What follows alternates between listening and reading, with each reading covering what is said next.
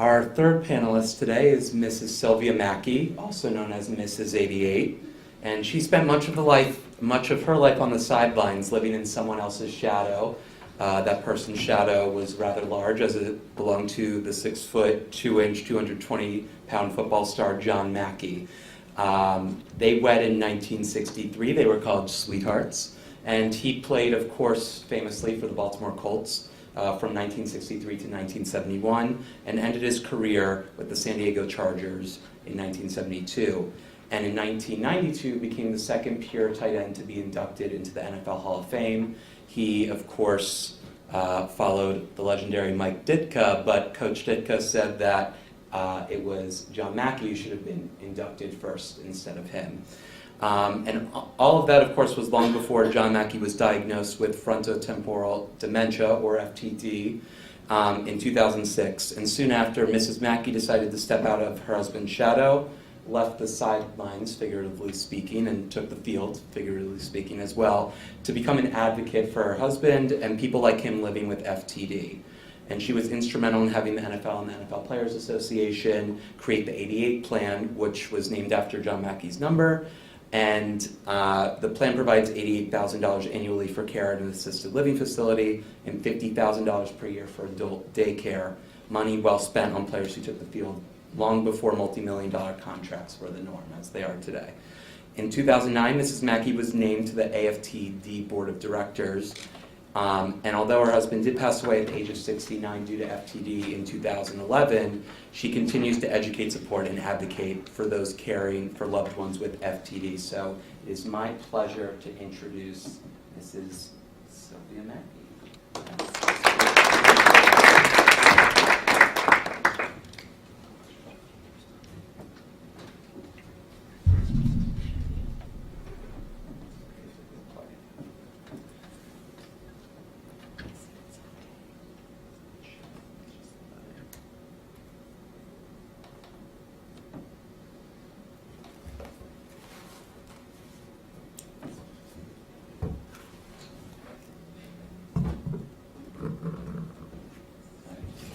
Technical difficulties for the moment. My apologies.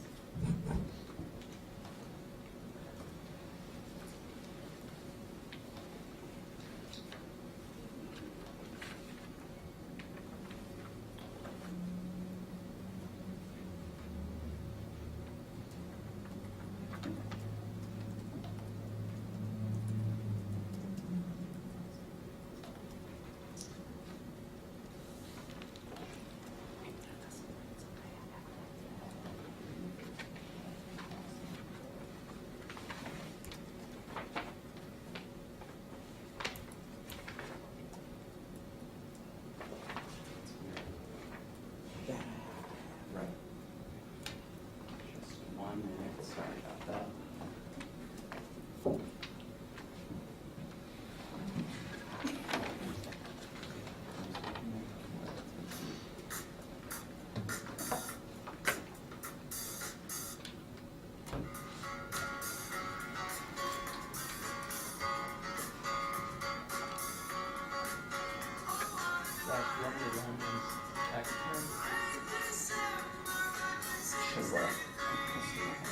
Is that on here? That's not coming out of here, that's only coming from my computer.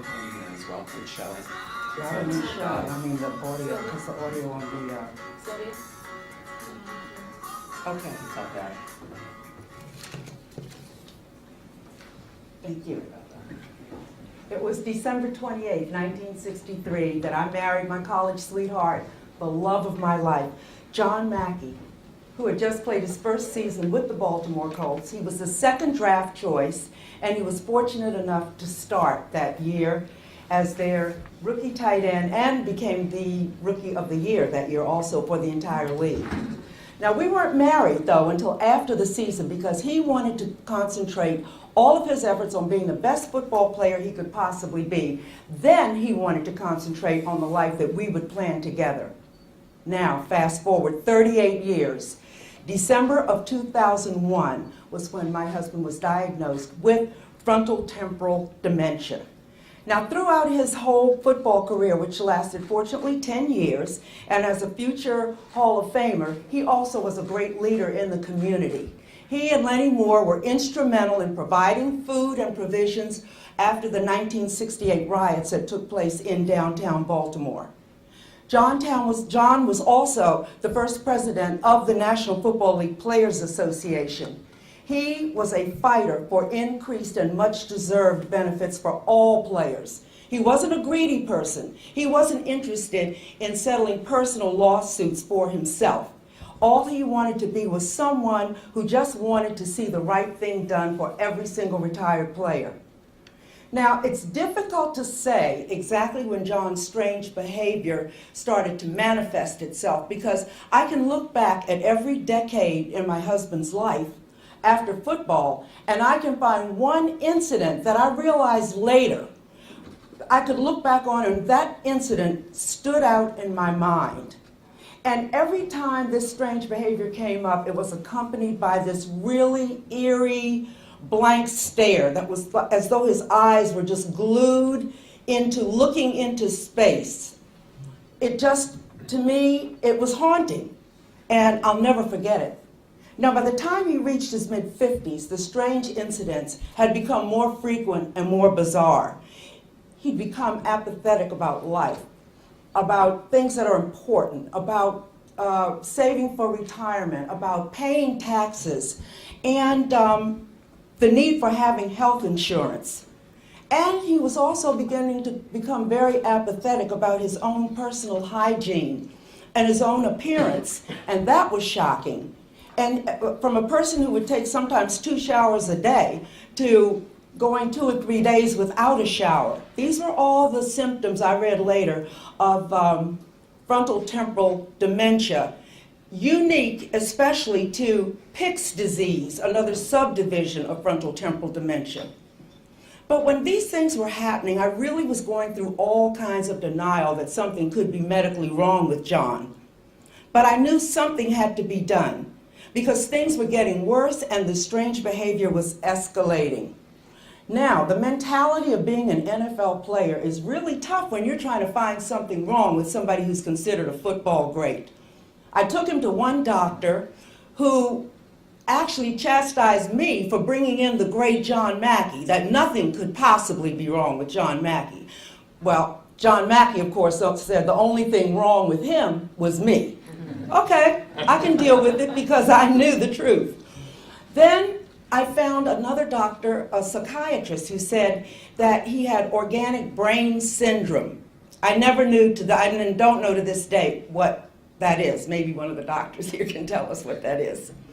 Then I found a neurologist who said that John needed a brain MRI or a PET scan. The results of the scan showed that he did have frontal temporal dementia with severe shrinkage of the left temporal lobe. Now, this is the part of the brain that controls judgment, such as knowing your audience. He might come up here with frontal temporal dementia and make a very inappropriate joke. Embarrassingly, we would all laugh and we go, oh God, why did he say that? And it was always at the wrong time and just in front of the wrong people. Inappropriate behavior, that was just one example. Now, believe it or not, the diagnosis was a relief.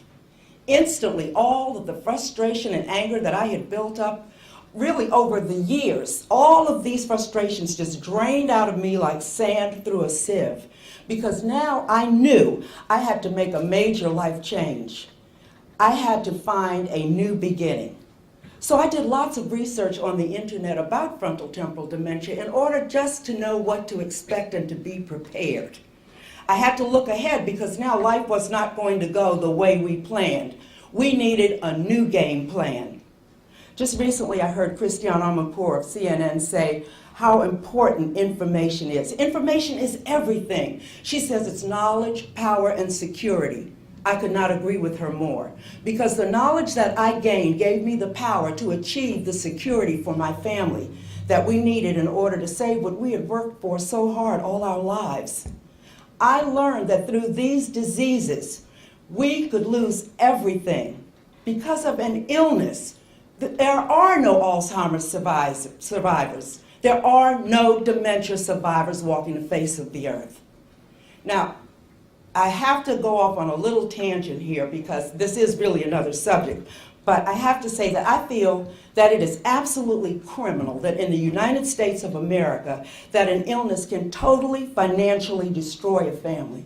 And on top of all of this, there's only talk of increasing insurance coverage and never about reducing medical costs.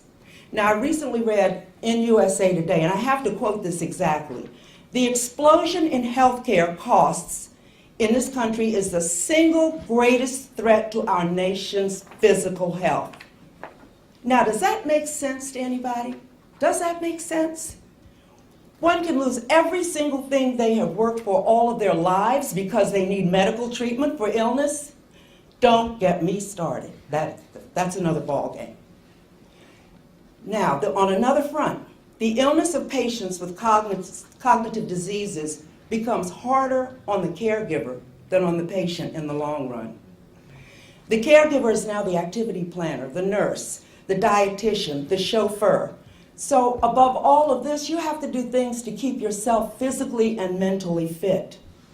At the time of John's diagnosis, we were living in California, so the biggest immediate change I had to make was to move him back to Baltimore, where he could still enjoy life for years, because he was still sought after for autograph shows and appearances. And these existed all up and down the East Coast. He was still able to participate for another 4 or 5 years. He actually thought sometimes that he worked for the Baltimore Colts. I would tease him sometime. I'd say, "Honey, Steve Bisciotti just called, said he needed a tight end this weekend." But he'd always remember, he'd say, "Yeah, but I haven't practiced." I said, "Well," and then he'd turn around and look at me again and he'd say, "Well, I'll do it if they pay me $1 million. So he had become aware of how much money the ball players are making now. He was also happy that fans still recognized him showing off his Super Bowl and Hall of Fame ring. Now, let's look at the time frame. He was diagnosed in 2001 at age 59. We moved to Baltimore in 2002. Now I'm going to show you an ESPN video with Tom Rinaldi that was shot in 2006, 5 years after his diagnosis.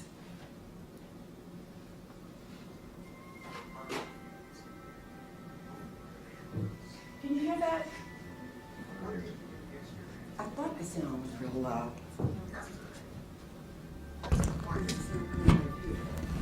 If I were to ask you, John, do you remember what you did yesterday? We went somewhere. Where'd you go? Yesterday. Yet so much of John Mackey's life has left an indelible impression. 10 seasons in the NFL between 1963 and 72. 2 Super Bowls with the Baltimore Colts. His force on the field is captured in a single play here against Detroit in 1966, when 8 Lions tried and failed to stop him on his way to the end zone.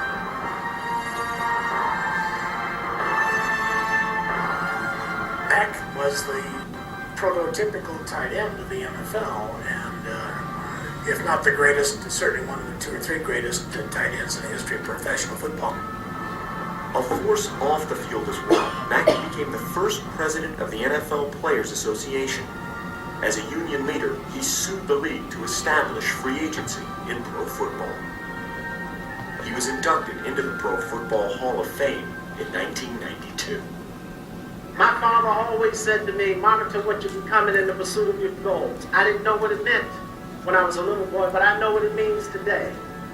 He wanted me to live my life so that it would be a beacon, a shining light for others to follow. The contrast between then and now is stark. What do you remember about your introduction speech? Well, I don't remember nothing about it. That's history. I wasn't trying to remember about that, but I went in. Family and friends first saw changes in the John Mackey they knew 5 years ago. Indifference in finding a job, erratic behavior, memory loss. Jack Kemp, a pro quarterback for 13 years and the friend who introduced Mackey at his Hall of Fame induction, knew something was wrong. I suggested that I wanted to pay for a neurological exam or some type of an exam of John's health, or maybe even his brain, because it wasn't John Mackey. It wasn't the John Mackey I knew. In the fall of 2001, doctors diagnosed Mackey, then 59 years old, with frontotemporal dementia. This disease of the brain, similar to Alzheimer's, is rare and incurable. With dementia, John Mackey's memory has begun to erase itself, starting with most recent events first. Over the course of half an hour, Mackey will show you his Super Bowl and Hall of Fame rings a dozen times or so, each showing the first in his mind. He's a walking symbol of what he used to be. From college sweetheart to devoted wife, Sylvia Mackey has been the constant in her husband's life for 40 years. The last few, a trial all their own. A regression of the brain is the way I would call it. Almost back to childhood. He always wants to know where we're going. Every 5 minutes, where we're going today. And I'll tell him over and over. I just repeat it. Or if I really have something to do on the computer or balance my checkbook or something like that, I'll write it down on a piece of paper in big letters and I'll take it to the cabinet in the bedroom. And every time he'll say to me, where are we going today? What are we doing? I'll say, go look at the little piece of paper. And he trots on around and looks at it. It's so cute, I have to laugh sometimes. While their bond is clear, so are the challenges Sylvia faces. About an hour after our interview, Sylvia spoke with John. When did you do your last interview with ESPN? I don't remember. When was it? Whenever they asked me to. Was that today? I didn't go to ESPN today. No. Did they come to the house? I don't know, did they? While Mackey's mind is often scattered, his passion for life is plentiful, his presence outgoing, warm, endearing. Touchdown! The way I see him now, Tom, we are having so much fun. He loves to party and dance now. We always did, but now he's ready anytime I'm ready. He enjoys everything. I've heard I love you more times in the last 2 years than I heard in the first 38. Now he refers to me as his sweetheart. 5 years ago, Sylvia returned to work as a flight attendant to make ends meet. When she's away for 3 or 4 days in a row, Mackey spends much of his time watching television and taking walks. Pete Wright, a Maryland police corporal and family friend, spends time with Mackey, passing the hours as his companion. I look back to 4 or 5 years ago when we spent time together. It was certainly a lot more interaction. Now there's times where even after I've been with him all day, at the end of the day, he wouldn't even know he was with me. For people meeting him for the first time, it can be difficult to sense Mackey's illness at all. At this recent book signing of his biography in Maryland, dozens met him in his favorite role, Baltimore Colt great. As he signed each book earnestly, most left without any idea of Mackey's condition. But engaging Mackey in longer conversation is more telling and more difficult, as it was for Jack Kemp when the two friends recently spoke. It was not a great conversation. It was cliche, but that's just kind of the crutch that he has to use mentally to bridge the gap between us. Hey Jack, throw it deep. Throw long. I'll go long. You throw it. When the meat of conversation with him is Jack, go deep. What does that do to you? It makes me tear up. And it's not his fault because it's not him. He's got that disease and it's very sad. At 62, John Mackey's body is undiminished. He weighs slightly less than what he played. But dementia casts a shadow over the mind the sufferer cannot see. Though he's been told of his disease and suffers its grip, he lives without knowing or believing anything is wrong. No doctor has ever told me I had dementia. No doctor has ever told you. No. Has anyone ever told you that No. you suffer from dementia? No one ever told me that. What would your reaction be if someone did tell you? Well, whatever it takes to cure someone, that's what I would do.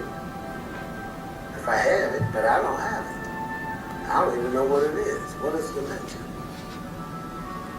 What's the hardest part? Is to look at him and see somebody who used to be able to think and put things together and sort of lead the family to now be dependent on any and everything that I say. John Mackey's led a great life. He's made great contributions. I just regret that at 62, he's not the John Mackey that could be out helping change the world. Thank you. One of the most important things in caregiving is to keep the patient really as active as he possibly can be and for as long as he can be.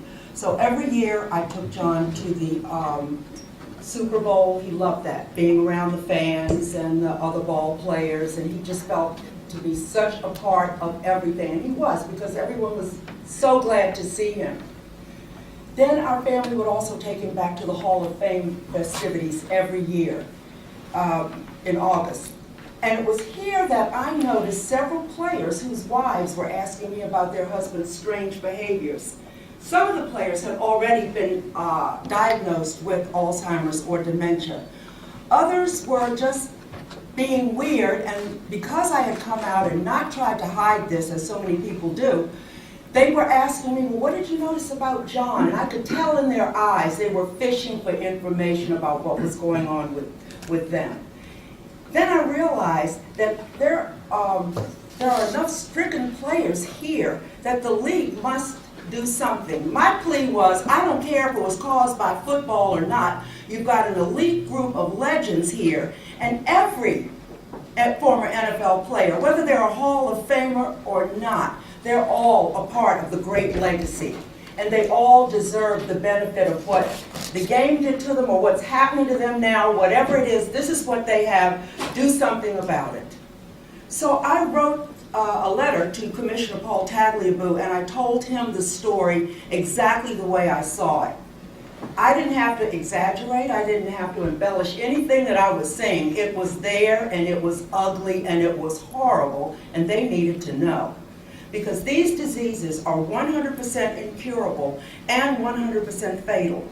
And they deplete a family, not only financially, but also emotionally.